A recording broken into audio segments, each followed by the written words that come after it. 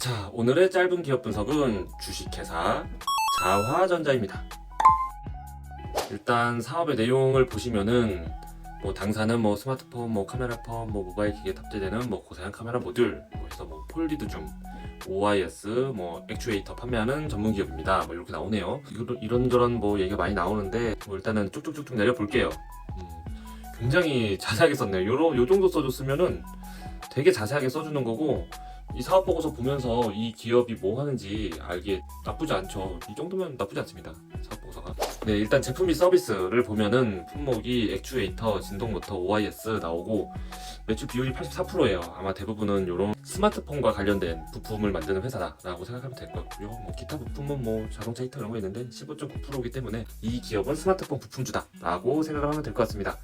이 AFA, 요 액추에이터라는 게 결국에는 그 카메라 초점 맞춰주는 거예요. 우리 스마트폰으로 사진 찍을 때 초점 맞춰주는 거고, OIS 같은 경우에는 이제 손떨림 보정, 손 떠는 거 이제 보정해주는 그런 거고, 그런 부품이고, 이게 아마 자화전자가 갤럭시 쪽에만 납품을 하고 있다가 최근에 이제 아이폰 15 이쪽에 이제 납품을 하기로 예정이 되어 있거든요. 그래서 최근 주가를 보면은 그런 게 많이 반영돼 있다라고 생각을 하시면 됩니다. 원재료 보시면 항상 그렇지만 이런 부품주들의 원재료는 보면 이런 식이에요. FPCB, 드라이브 IC, 페이스트, 방열핀 이런 식이기 때문에 그렇게 이 원재료가 뭔지 뜯어보는 것보다는 그냥 가격 정도만 확인을 하고 넘어가면 될 것 같습니다. 생산 및 설비 쪽에서는 우리가 가동률을 본다고 했죠. 가동률 같은 경우에 22년에 75.3%, 전년이 82.2%니까 일단 한 6% 정도 감소를 한 걸로 보이는데요.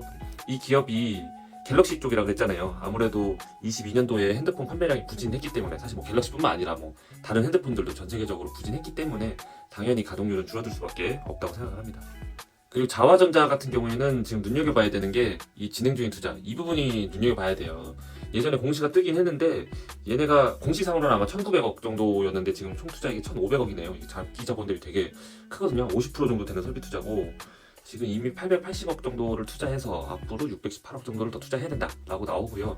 이게 아마 그 애플 아이폰 15 쪽으로 나가는 액추에이터라든지 OIS 부품 이 수요 증가에 대비해가지고 하는 설비 투자라고 지금 예상되고 있습니다. 매출 및 수주 사항을 보면은 수출이 2,549억, 총 매출이 2,900억 정도니까 이 기업 같은 경우에는 수출 비중이 굉장히 높다, 수출주라고 생각하시면 될 것 같습니다.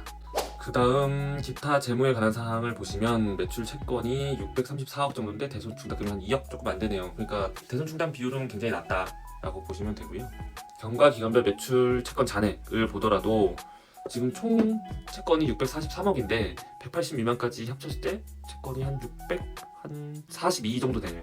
642억이니까 대부분의 채권이 아주 우량한 채권이다. 떼일 걱정은 적다라고 생각을 하시면 되고요. 재고자산 회전율 같은 경우에는 재고자산 회전율이 역시나 감소했습니다. 재고자산 구성 비율이 근데 감소를 했어요. 이게 보면 재고자산은 조금 증가를 했지만 재고자산 구성 비율이 감소됐다는 거는 선제적으로 이 기업이 좀 재고 관리를 좀 잘했다라고 생각할 수 있을 것 같고요. 지금 보면 제품은 전년 대비 2배 늘었고 원재료가 오히려 감소를 했어요. 그러니까 저 같은 경우에는 이 제품이 늘어난 거를 그렇게 좋게 보지는 않거든요. 제품이 늘어났다는 거는 만들고 나서 팔리지가 않았다는 거예요. 그러니까 아무래도 스마트폰 전방 수요가 좋지 않았다라고 생각을 하면 될 것 같습니다. 사업의 내용을 보셨으면 그 다음 이제 재무제표를 보셔야 되는데요. 처음 봐야 될 건 당연히 현금성 자산 522억, 355억 전년 대비 증가했네요. 그리고 매출 채권 같은 경우에는 감소했고요. 좀 봐줘야 되는 게 기타 유동 금융자산이 217억, 이게 전년 대비 아주 크게 감소를 했어요. 전년 대비 크게 감소를 했는데 지금 보니까 단기 금융 상품이 감소를 했네요. 단기 금융 상품이 690억이었다가 139억으로 감소를 했는데, 보통 단기 금융 상품이면은 예적금 같은 경우거든요. 그러니까 예적금에서 뭔가 돈을 뺐다 라고 생각을 할 수 있을 것 같고요. 아마 이런 게 현금성 자산으로 들어갔을 수도 있죠. 재고 자산을 보면 그렇게 크게 증가하지는 않은 것 같고요. 유형 자산 같은 경우에는 지금 크게 증가하고 있죠. 아마 1,500억 정도의 설비 투자를 지금 진행 중이기 때문에 유형 자산은 계속해서 늘어날 가능성이 높습니다. 그 다음 부채 비율을 봐주시면 1,626억, 자본 총계가 3,400억 정도니까 이거는 계산을 해왔는데 부채 비율이 한 47.2 정도 되고요. 부채 비율만 보면은 괜찮다, 높지 않은 수준이니까 괜찮다라고 생각되고요. 단기 차입금도 304억, 장기 차입금도 252억이니까 한 550억 정도 되는데 현금성 자산이 550억 정도 되니까 재무적으로 나쁘지는 않다라는 생각이 듭니다. 마지막으로 지배기업 자본 총계를 보면 3,431억이거든요. 이게 지금 시가총액 기준으로 보면 PBR이 1.86 정도 나오는데 좀 스마트폰 부품주치고는 조금 높지 않나라는 생각이 들어요. 1.86이면. 그 다음은 이제 손익계산서를 보셔야 되고요. 매출액 같은 경우에 감소했습니다. 저 같은 경우에 매출액 감소하는 기업을 정말 좋아하지 않아요. 분석하다 보면 가끔 나오는데 아무래도 얘가 이제 갤럭시 쪽에 납품하는 비중이 크다 보니까 22년이 좀 감소를 한 것 같아요.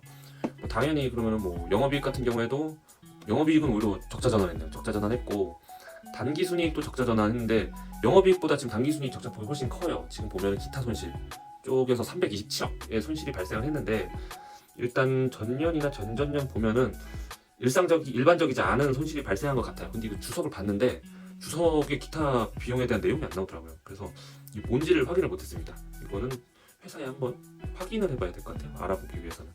어쨌든 적자가 굉장히 크다. 그래서 PER은 마이너스다. 연결 흐름표를 보시면 영업활동 현금 흐름은 295억, 뭐 전년 대비 감소하긴 했지만 준수하죠. 투자활동 현금 흐름은 253억 정도고요. 아마도 아까 단기금융 상품이 감소를 많이 했잖아요. 이게 기타 금융자산이라든지 이런 단기손익 공정가치 금융자산 이런 거 처분을 많이 했어요. 그래서 이 처분한 거를 지금 다 어디서 썼느냐라고 보면은 뭐 물론 이런 단기손익 공정가치 금융자산을 취득하는 데도 썼지만 제가 생각할 때는 유형자산을 취득하는 데 많이 쓴 것 같습니다. 유형자산이 968억 정도 나왔네요. 많이 쓴 편이고요. 그러니까 재무활동 현금흐름 같은 경우에는 보면은 203억 정도 증가를 했죠. 단기 차입금이 지금 514억 정도 증가를 했어요. 아무래도 이제 설비 투자가 본격적으로 시작되는 때이기 때문에 현금이 필요할 거예요. 그런 기업들은 보통 차입금이 증가합니다. 자, 이렇게 해서 오늘의 짧은 기업 분석은 마쳐봤고요. 일단 총평을 해보자면 자화전자라는 기업을 제가 알고 있을 때는 뭐 핸드폰 스마트폰 부품주 정도로 생각을 하고 있었는데 이번에 좀 짧게 공부를 해보니까 아이폰 15 쪽으로 이번에 납품 이제 시작되더라고요. 아마 그런 게 감안이 돼서 설비 투자가 굉장히 늘고 있고 인력도 굉장히 많이 채용했어요. 전년 대비해서 한 390명 정도 넘게 채용을 하고 있으니까 굉장히 많이 채용을 하고 있고 뭔가 회사가 굉장히 성장할 것 같은 느낌은 들어요. 느낌은 드는데 일단 현재 밸류는 굉장히 안 좋다. 현재 밸류는 굉장히 안 좋다라는 걸 생각을 하면 이 기업은 좀 턴어라운드로 좀 접근을 해봐야 될 것 같고요. 어쨌든 이 스마트폰 부품주는 사실 높은 밸류를 받기는 쉽지 않아요. 제가 볼 때 한 1 이하 중소형 부품주는 1 이하 정도 받고 LG이노텍이라든지 좀 BH 같은 조금 좀 유명한 애플향 부품주들 같은 경우에는 그래도 1 중반대 정도 받는데 이 자화전자 같은 경우는 지금 1.8 정도 받고 있단 말이죠. 그러면은 물론 턴어라운드로 접근해야 되는 기업이기는 한데 그것조차 이미 너무 많이 반영한 거는 아닌가라는 생각도 사실은 듭니다.